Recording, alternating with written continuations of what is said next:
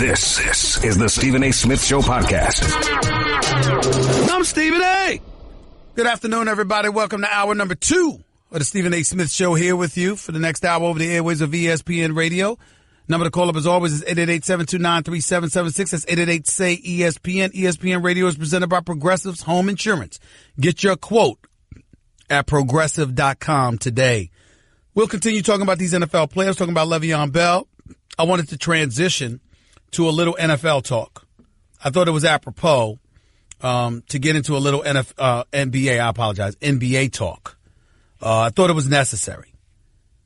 After seeing what I saw last night, after watching what I watched last night, after watching LeBron James and the Cleveland Cavaliers stink up the joint last night, along with hearing what Greg Popovich had to say about LeVar Ball last night, I felt compelled to include NBA banter on my talk, on my radio show, leading into week 2 of NFL playoff weekend.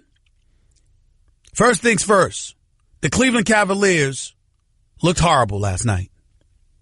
They got their butts whipped. It was a butt whipping. And it's the second game in a row they've got waxed. Minnesota destroyed them, and then after that, Toronto destroyed them. They've been down by 30 and 35 points in these games, for crying out loud. And then you listen, I'm not going to belabor the issue with J.R. Smith. All I'm going to tell you is this. He's a starting shooting guard that went scoreless in consecutive games against Jimmy Butler and DeMar DeRozan. Scoreless. 0 for 7 against Minnesota. 0 for 5 against Toronto. Played 27 and 25 minutes respectively. I'm not saying you got to be a gangbuster, but my Lord, scoreless at the shooting guard spot? Really? Really? Wanted to start. In fairness to J.R. Smith, he deserved to start. After getting to the finals last year, improving as the best the perimeter defender on the Cleveland Cavaliers, one could argue that he should have come off the bench once a 3-time champion arrives, but why upset the apple cart? Especially when you got a class individual like Dwayne Wade that doesn't mind coming off the bench and doing what it takes to facilitate winning. Maybe you should have left J.R. Smith in the starting lineup to begin with, because it would have been something more difficult for him to handle being on the bench than it would have been for an experienced champion like Dwayne Wade. Nevertheless, that's not Cleveland's problem. Kyrie being gone is not just Cleveland's problem. Isaiah Thomas being back and clearly rusty, and obviously a defensive liability due to his miniature stature, is not the problem. Biggest problem the Cleveland Cavaliers have is that they can't stop anybody. Their defense is horrid. 22nd overall, 25 in 2-point shots, 22nd against the 3-point shooters. Dead last in defensive efficiency since Christmas. They look bad. There's no way around it. And somehow, some way, Tyronn Lue's going to have to get it together and get them on the right page, because this does not look good at all. You can't listen. Any hope that you thought you had of Cleveland beating Golden State is rapidly evaporating before our very eyes. Because say what you want about Golden State, but not only can they amp it up offensively at a moment's notice and literally blow you out of the state, defensively, they hunker down. They buckle up. And they strap everybody down with them. This is an elite defensive team. By the way, Kevin Durant plays defense, in case y'all didn't notice. And I think the time has arrived for us to at least contemplate the notion Cleveland might not come out of the East. When you got all of these bodies that you've got to play, and you've got all of these individuals that need to make sacrifices, Tyronn Lue pulls this off. He's cemented and solidified himself as a good young coach in this game. I think he can coach. I got a lot of faith in Tyronn Lue. But this is a new kind of challenge. You got so many guys that you've got to massage. It's going to be tough. It's a tough spot for him to be in. I'm here to tell you. It's not easy. And that much needs to be said. 888-SAY-ESPN. It's 888-729-3776. They've lost 6 of their last 8, 7 of their last 10. They've given up 100 points or more in 30 of the 41 games they've played. They ain't playing no damn defense, and that's about effort and want to. They are getting waxed. They're getting punked. And so far, they ain't doing much about it. Somebody needed to say it. I'm saying it. And by the way, my rant about the Washington Wizards yesterday, it's not because I don't believe in the Washington Wizards. It's because I do. And I'm tired of them disappointing me. I think Bradley Beal and John Wall are all-star caliber players. Together, I think they could be an elite backcourt. But something's not right with those two. I'm talking about as a tandem. Something's not right. They're not in sync. You know, maybe the way Isaiah and Joe Dumars and all of that stuff was, maybe that's a bit too lofty of a comparison to make. But I'm just saying to y'all, personality-wise, something ain't right there. And that's why I brought it up.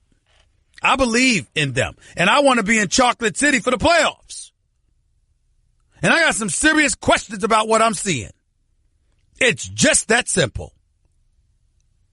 888-729-3776, 888-SAY-ESPN. That's the number to call up. The other story that I wanted to point to before we got back to the NFL. Greg Popovich spoke to the media last night.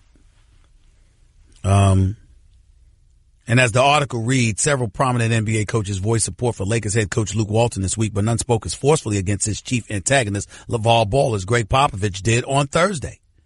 5-time championship coach for the San Antonio Spurs had this to say, quote, I think the first thing to look at is the substance and gravitas of the source that speaks, Popovich said before the Spurs lost to the Lakers last night. And just stopping at that point would tell you don't need to listen or go any further. It's just another fan in the peanut gallery with an opinion, which is meaningless. That's what Popovich said. Popovich's dismissal of Ball, the article reads, came in response to a question about recent comments from the father of Lakers point guard Lonzo Ball that Walton had lost support of the Los Angeles Lakers. Even if that were true, the second-year Lakers coach certainly has the support of Popovich, the dean of NBA coaches. In his 22nd season at the helm for the Spurs, Popovich pointed to Walton's pedigree as the son of Hall of Famer Bill Walton. Quote, Luke has been schooled in this game since he was a little kid. He doesn't even know what he knows, probably, just by osmosis. Whether it was living at home or in school, as a player, he's had tremendous experience. As a player, he wasn't the best athlete in the world, but those are the guys that sometimes understand the game better. It comes a little tougher. They understand what wins and loses, what they have to do to get an advantage, and really understand the game, which he does. He added that Walton inherently understands the game of basketball. Right? Popovich goes on to say Walton is way more than ready to handle this situation. It's a situation that's going to take some time. It's a process, and it certainly doesn't need any outside chatter from people who don't have a clue and haven't gotten over themselves. I don't disagree with a word Greg Popovich said. He's absolutely right. I think Luke Walton deserves the benefit of the doubt. I'm a fan of Luke Walton's. And I love his father, who I used to work with right here at ESPN. Bill Walton's a good man, as kind and as gentle as they come. And by the way, he's one of the greatest big men that ever played the game of basketball, won the championship in Portland, won another championship with the Boston Celtics. And if it hadn't been for his perpetual foot injuries, would have easily gone down. He's one of the top 3 centers in the history of basketball. And the man knows the game. And is quite candid in terms of how he speaks. So if he's candid with us, he's candid with his son. And Luke Walton is somebody that I've got a lot of faith in. And I like what I see from the young, talented Lakers squad. They just need 3-point shooting, which Magic Johnson and Rob Pelinka have to get. And by the way, speaking of Magic Johnson, when I was joking about Kevin Durant yesterday, but talking about how Kevin Durant as a talent was better than Magic Johnson, he wasn't the leader and the champion that Magic Johnson was. But if he ultimately became a champion like that, from a skill perspective, Magic wasn't on his level. My man Snoop Dogg actually got at me on Twitter. And then he and I spoke and laughed about it last night. It's my brother. I love him. But he had to get at me because I dared say something about Earvin Magic Johnson, who I love too. But getting back to Popovich and LaVar Ball, Popovich is right in what he says. He's absolutely correct. And it's wrong for LaVar Ball to take the actions that he took, which I've openly concurred. But I will say this. I wish I'd heard as much noise when David Fizdale got fired from Memphis. Would have been nice. I wish there would have been more introspection in defense of Earl, coach in Phoenix that lost his job. That would have been nice. Don't get me started on how I feel about Mark Jackson and how quiet the coaches throughout the league were when he put the wheels in motion and Golden State decided to go in a different direction. But in fairness to all of those guys, that's not the same as a father speaking out against an organization he's not a part of. But I just thought it would be nice to point those things out. 888-SAY-ESPN. That's 888-729-3776. Our resident handicapper out of Las Vegas, the one and only RJ Bell. He's up next live with Stephen A. on ESPN Radio. You're listening to the Stephen A. Smith Show podcast. Always my honor and privilege to have my next guest on the line, our resident handicapper based out of Vegas, founder for pregame.com, an official odds maker for the Associated Press. His Twitter handle is at RJ in Vegas. I'm talking about the one and only RJ Bell, who's usually with us on a weekly basis. So it's no surprise that he's here right now going into week 2 of the NFL playoff weekend. What's up, buddy? How you doing? Hey, Stephen, big weekend coming up. Yes, it is. By the way, before we get into any of these games and having you handicap them for us, highlight this for me. You sent me a quarterback experience disparity. Matt Ryan, Tom Brady, Big Ben, Drew Brees compared to Nick Foles, Marcus Mariota, Blake Bortles, Case Keenum. Ever recall going into a playoff weekend with this big of a disparity practically in every game? Not even close. And really, it's every game, right? Think about it. Is the closest one is Matt Ryan with 9 games and 19 touchdowns, and Nick Foles has 1 game and 2 touchdowns. That's an 8-game disparity, and Tom Brady has 34 games versus 1. Big Ben has 20 games versus 1 for Bortles, and Breeze has 12 games versus 0. So if you add it up, it's 75 games for the experienced quarterbacks in the playoffs, 3 games for the inexperienced quarterbacks. And 133 touchdowns for the experienced quarterbacks against 5 for the inexperienced ones. Man, oh man, and only Case Keenum is favored. So the 3 experienced quarterbacks are favored, but Minnesota with the inexperienced quarterback favored over Drew Brees. Are you guys in Vegas doing odds on who's going to be the next head coach at various franchises? You know, Vegas doesn't typically do that, but the online books do. Because Vegas, there's more regulation, but online it's like the Wild West. So they'll have odds on anything. RJ Bell right here with Stephen A. on ESPN Radio. Let's get into this game. Atlanta Falcons favored by 3 at the Philadelphia Eagles. Explain that one. Now, this is my best bet. I like the Eagles here. Now, imagine if Philadelphia had Wentz, they'd be between a 6 and 7 point favorite over the Falcons. Now, Atlanta is a 3-point favorite. So you do the math, it's a 10-point adjustment from Wentz to Nick Foles. Now, let me ask you, Steven, entering this season, would you have said Nick Foles is one of the 5 best backup quarterbacks? No. No. I would not have said that.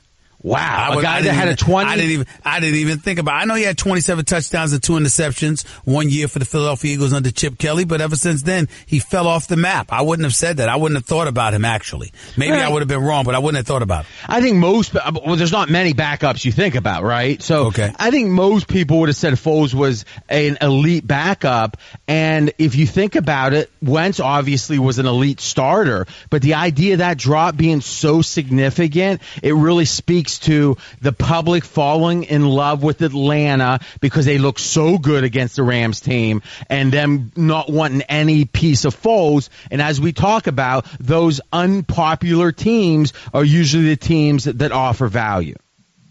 RJ Bell right here with Stephen A. on ESPN Radio. So talk to me again about Atlanta and Philadelphia. Anything else you want to add in terms of Philadelphia and what your expectations are for this game? I think what people are underestimating is the fatigue factor with the Falcons. because this is a team that had to go out west, right, win that game in L.A., fly back to Georgia, then fly up to Philly. Now, that seems like, okay, they're on a private jet, charter jet, everything's okay, no doubt. But this is going to be the fourth road game for Atlanta in the last 5 weeks. And these weren't just easy games. Every one of them, obviously last week was a playoff game, but they were pretty much had to win most of these games to get into the playoffs. So I think this Falcons team, especially after the road trip, is going to be fatigued playing their fourth road game in 5. And I think that's another reason Philadelphia +3 is the right side. I'm thinking the way Atlanta has looked in terms of defensively over the last several weeks, combined with the fact that they're going up against Nick Foles, I think it's a big plus, that Atlanta defense. And offensively, I'm sick and tired of Matt Ryan deferring to Steve Sarkisian. I know he's the offensive coordinator, but he's a first-year guy at that position. And Matt Ryan in his 10th season, I see no reason why he can't audible. I see no reason why he can't take control of this offense, particularly considering the fact that last year's offense worked better than this year's offense, and you have the same exact personnel to work with. No, I agree. Sarkisian's been a big question mark as the OC for the Falcons. And remember, last week against, as many call him, the boy genius, McVay, it all went Atlanta's way. So there really, turnovers, etc. There really wasn't a lot of pressure on Sarkisian to call a great game. Now he's going up against maybe the best defense in the NFL, the Eagles. They're certainly in the top 2 or 3, and Schwartz as their defensive coordinator. Now, people remember him as a head coach that was unsuccessful, but he is an elite defensive coordinator. And if I can have Schwartz versus Sarkisian, I want Schwartz. New England Patriots favored by 13.5 hosting Tennessee. Believe it or not, I don't think that's too high.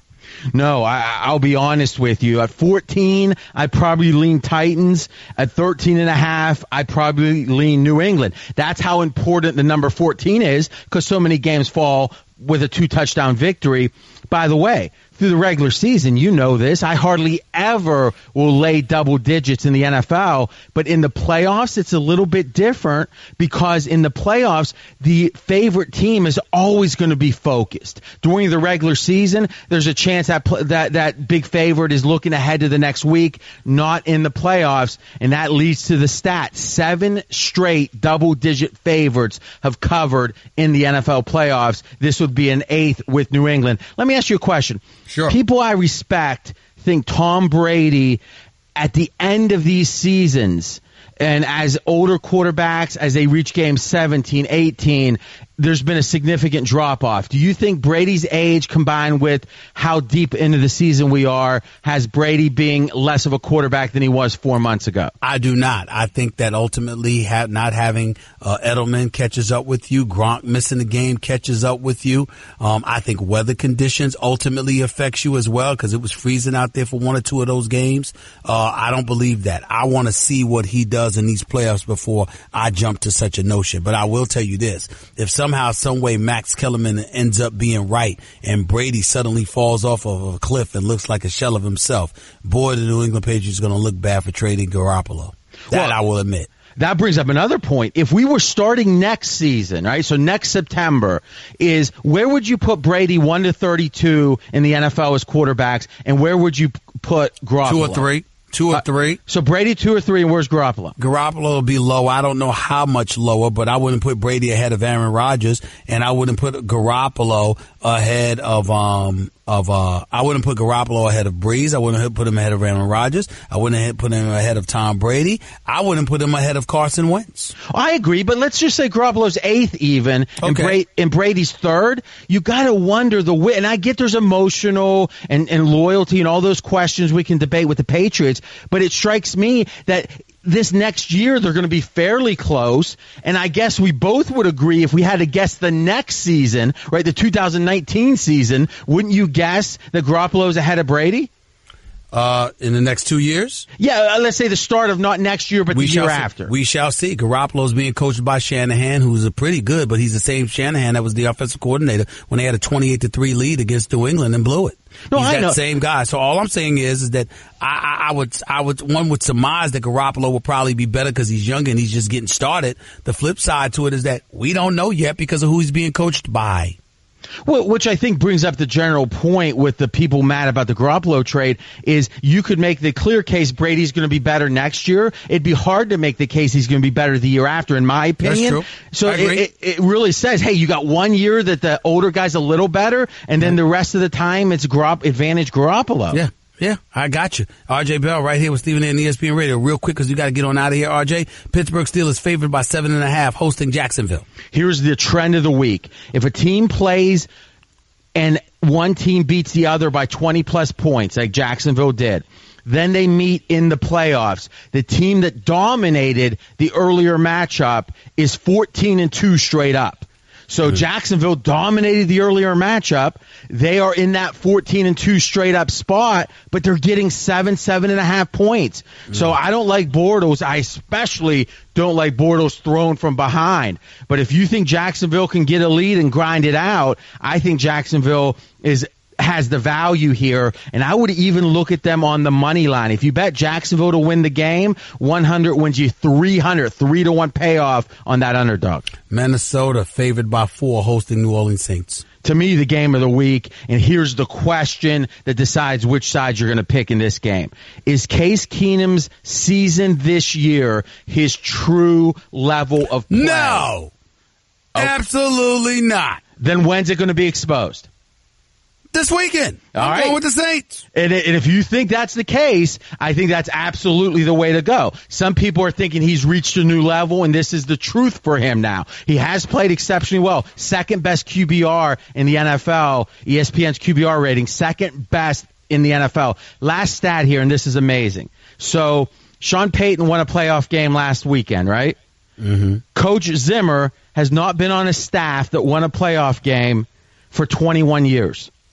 Really? 1996. He's been on 20 straight staffs that's completed a season. He's coached every year in the NFL. He made the playoffs 10 times, Coach Zimmer, 0-10 straight up in those games. So he's never even won a playoff game? No, he won one with the Cowboys in 96. Right. But he hasn't won one since. Nope. 20 straight years in the business. That's tough. I think he's one of the top 5 coaches in the NFL. Yeah, but that's bad. That's bad, though. True. That's bad. Appreciate it, RJ. Thanks so much, buddy. Thanks, Steve. Take it easy. RJ Bell, founder for pregame.com, official odds maker for the Associated Press, and obviously he's got that Twitter handle at RJ in Vegas, our resident handicapper right here on the Stephen A. Smith Show, ESPN Radio, breaking down those NFL games. 888-729-3776. It's 888-SAY-ESPN. Back to your calls in a few. It's Stephen A. on ESPN Radio. Guess what? You're in the middle of the Stephen A. Smith Show podcast. Damn it, I mean it! Back to the phones we go. Stephen A. Smith Show, ESPN Radio, 888-729-3776. Says 888-SAY-ESPN. Starting off the year with a little romance is easy at 1-800-Flowers.com. Right now, when you order a dozen multicolored roses for only $29.99, you'll get another dozen absolutely free. To order, go to 1-800-Flowers.com/ESPN. Back to the phones we go. Carlton in Tampa. You're live with Stephen A. on ESPN Radio. What's up, buddy? How are you? Oh, the nonsense I have to listen to on your TV program and your radio show today. Between the giant Patriots sock puppet Damian Woody or the left-wing lunatic Max Kellerman, where do I start? Today Max said... I will say this to you, man. You need to be nice, man. I can't be having you crash my shows. I'm on the show, Carlton. I mean, my goodness, could you be a little nice? Could you be a little nice to your buddy? Could you be a little nice to your buddy? I'm nice to you, Stephen A. I'm just not nice to your guest. Today, Max said that just like Peyton Manning when he threw 9 touchdowns and 17 interceptions, and by the way, had a passer rating of 68, Tom Brady fell off a cliff this year. Tom Brady this year threw 32 touchdowns, 8 interceptions, had a passer rating of 103, 35 points higher than Peyton Manning in his last year. And somehow Max equates the two. Max also said that Jimmy Garoppolo carved up the Jaguars. He doesn't realize that Blake Bortles in that game threw for 140 more yards than Jimmy Garoppolo did, but he also threw 3 picks. It was his worst game of the season taking care of the ball. And that's the only reason why the 49ers beat the Jaguars. But Max has already got Jimmy G in the Hall of Fame. Okay, but on to the only way this weekend that the Tennessee Titans could beat the New England Patriots. There is a way, even though this is the biggest tomato can game. I want to hear this from you. What's the only way they could do it? All right. 9 times this year, Stephen A., the Patriots have been held to 10 or fewer possessions in the entire game. And that includes oftentimes a stub possession at the end of the first half or the end of the game where there's only a few seconds and it's not a real possession. But 9 times they've been held to 10 or fewer possessions. And you know why? Because they have the second worst rushing defense in the league by Bill Belichick's favorite metric, which is yards per rush allowed, okay? So other teams can control the game and eat up the clock by running the ball. So Derrick Henry... You think Derrick Henry ain't running for 150, 180 yards this time around? I can't see that, Carlton. I can't see it. They're going to have to do it. And they're going up again, like I said, second worst rush defense in the league. Now, here's what they also have to do, okay? The Tennessee Titans need to take the ball away from the Patriots twice, which cuts those 10 possessions down to 8. If you take the ball away twice when the Patriots have the ball, they're down to 8 scoring possessions. And the way they're going to have to do it is they're going to pick Brady off once. He threw 5 picks in the month of December, and they got to make him cough up the fumble. He's put the ball on the ground 6 times this year. Hasn't lost them all, but he's put the ball on the ground 6 times. So if you can do that, if you can limit them to 8 real possessions and you have 10, you might be able to beat them. But it's still going to take the guys that are not going to get as much attention having a big game. And my number 1 candidate is Corey Davis, the rookie wide receiver out of Western Michigan. He has shined in a couple of games for Tennessee this year. He needs to go off because Butler will shut down either Matthews or he'll shut down Eric Decker. So either Delaney Walker or Corey Davis is also going to have a big game along with Henry. But you got to take the ball away from them. And Tennessee's pretty good at taking the ball away this year. They give it up too much, but they give it up too much, and you can't give up the ball against New England. I don't trust Bortles not to be able to do that, and I damn sure ain't trusting Derrick Henry to run roughshod over the New England Patriots the way he did against Kansas City. I just don't see it. I think your argument is far more profound in a rematch against the Steelers or even against the Jacksonville Jaguars for an AFC Championship game. I think it's far more plausible in that matchup, Carlton, than it would be against the Tennessee Titans. I'm rooting for your Steelers, my friend, but man, oh man, they got me scared to death. This nonsense out, they are looking past these Jacksonville Jaguars. Big mistake. I got a feeling they may go home, and they are by far the best chance of knocking the Patriots out of the Super Bowl. That's Mitchell and Le'Veon Bell with what they're saying. Big Ben Roethlisberger is not looking to pass Jacksonville. Matter of fact, he damn near sound panic about going up against them. Go back and look at the video when they played the Patriots, too. In those last drives where Gronk went wild, Mitchell was nowhere to be found. He was 15 yards away from everybody. And he's yammering? Man, oh man, that man has got to shut up and actually play some decent safety for a change. Amen. Amen. He can play, but he needs to play better. You're right about that. Appreciate it, Carlton. Look forward to talking to you Monday after these games are being played. 888-SAY-ESPN. It's 888-729-3776. We'll close out the show with your calls in a minute. You're listening live to the Stephen A. Smith Show, ESPN Radio. Guess what? You're in the middle of the Stephen A. Smith Show podcast. Damn it, I mean it! Let's go back to the phones before we get on out of here. Stephen A. Smith Show, ESPN Radio. Let's go to Jose in Brooklyn. You're live with Stephen A. Talk to me real quick. Go ahead. Stephen A., I just want to ask you, what are the chances that LeBron could be offered a contract next year to possibly play with the Boston Celtics? I know that he has issues with Kyrie. Stop it. And I know it might sound a little crazy, but... Stop it. 0. Have a nice weekend. He ain't going to Boston. Cancel that. Frank in Texas, you're live with Stephen A. What's up? Piss me off. Frank. Yes, sir. You're live on the air. Love your show. Appreciate it. Go ahead, brother. Le'Veon Bell. What about, forget, I agree. Shouldn't have said a darn thing. But what I'm thinking is $73 million, 5 years, 48 guaranteed. Incentive on the other 2. Might work. That's not a bad deal for him. That's not a bad deal. That's fair. More than fair. Might have a point. Think about it. Kevin in Houston, you're live with Stephen A. What's up? Hey, what's up, Stephen A.? I'm good. Go ahead, man. Hey, I just wanted to agree with Colton, man. Mike Mitchell needs to shut up and play his game. Because you know why? Every time Mike Mitchell, even if the Pittsburgh Steelers start talking, it's all about the media. They never get into the game. How are you looking past the Jacksonville Jaguars, just how when they put up 30 points against you, and then you have Leonard Fournette that runs. Whoa. First of all, you're right in terms of Mike Mitchell needs to shut his mouth and just be ready to play because, listen, he talk about he guarantees a victory against the Patriots. He gave up 9 receptions, 168 yards to Rob Gronkowski. Okay? I mean, you're a free safety. I mean, you're there in the vicinity, or at least we thought you were supposed to be. But against Jacksonville, let's be clear. Pittsburgh's defense did not lose that game. Big Ben Roethlisberger threw 5 interceptions. That's what lost that game. Let's keep that in mind. I totally get you on that, but still, 180 yards rushing. Come on, Stephen A. That's true. That is true. Can't get around that one. And, and it hurts me to say our zone defense just doesn't work. It doesn't work because we always leave the middle of the field wide open.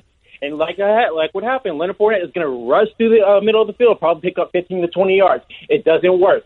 And then when you play, you got to also remember something else too. Even though that wasn't the case, you got another problem you haven't even brought up, Kevin. That game was with Ryan Shazier, who's their speedster. Exactly. Now he's gone. Exactly. I'm very worried. I appreciate the call, though. I got to run. I appreciate the call. I get it. I understand. Steelers, they better not take Jacksonville lightly. I'm telling you that right now. Jason in Ohio, you're live with Stephen A. Real quick. Go ahead, Jason. Hey, Stephen A. I'm a Cleveland Cavaliers fan, and they are a sorry group right now. I don't even have confidence that they will make it out of, hear me out, the second round of the playoffs. And this is why the oldest team in the league, look at them defensively. They are atrocious. Isaiah Thomas, tiny. Look at Kevin Love, who's no the second lateral round? quickness. Second round would be against Toronto this year. Toronto, and let's say they're not getting out of the second round. Isaiah Thomas can't play defense. Kevin Love, no lateral quickness. J.R. Smith, a capable defender, when he's disgruntled because of his offensive role, he doesn't play defense. Offensively, they are a team that has relied on playmaking of Kyrie and LeBron in previous years and three-point shooting. Good point, they Jason. don't have. Jason, good point. I knew that J.R. Smith was playing badly, but that's a really, really good point. His frustration with his offensive role, more so than him not initially starting, is a bigger problem for him on the defensive side of the ball this year. That's a good point. Let me ask you this. I know you got to go. But do the Cavaliers, or for that matter, does any team in the league truly believe, they have a chance against the Golden State Warriors? I believe the Cavaliers, especially having gone up against the Warriors, having lost Kyrie Irving, truly do not believe that they can win. So the effort level isn't there. To answer your question, San Antonio believes in themselves, and so does Houston. Whether that's true or not remains to be seen. But I got to run. Enjoy playoff weekend. KP in Iowa, you're live with Stephen A. Real quick, go. Yeah, I want to know why my Titans is getting no love, but yet the Jacksonville Jaguars is getting all this love. Because y'all don't have the same defense. I understand it, but y'all don't have the defense that the Titans have. And Marcus Mariota forgot how to throw in a pocket. That's why you're not getting the love. That's why you're not getting the love. But everybody said they in the same defense in Week 17 as they was in Week 2, and we beat them again in Week 17. No one said we was going to beat the Chiefs, and look what we did to the Chiefs. Yeah, but look at what you did with everybody else. And the fact of the matter is, again, Marcus Mariota ain't throwing effective from the pocket. And to beat New England, you're going to have to get production from him. You know that, KP. He's going up against Tom Brady. Kansas City. I watched my boy Marcus show out, and I watched my defense shut out that high-powered offense. I'm going to stop you again. Be quiet and listen. They're playing Tom Brady and New England Patriots. They're not playing Jacksonville. You'd have a point if they were playing Jacksonville. They're not playing Jacksonville. They're playing Tom Brady, KP. That's the whole month of December. He's been trash. Goodbye. You're not listening. You can't call up on my show and talk to yourself. You gotta have a conversation. You're not playing Jacksonville. You're playing Tom Brady.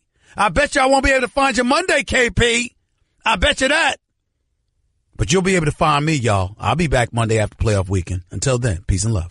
That's just a sample of what you'll hear on the Stephen A. Smith Show. Weekdays at 1 p.m. Eastern on ESPN Radio and the ESPN app.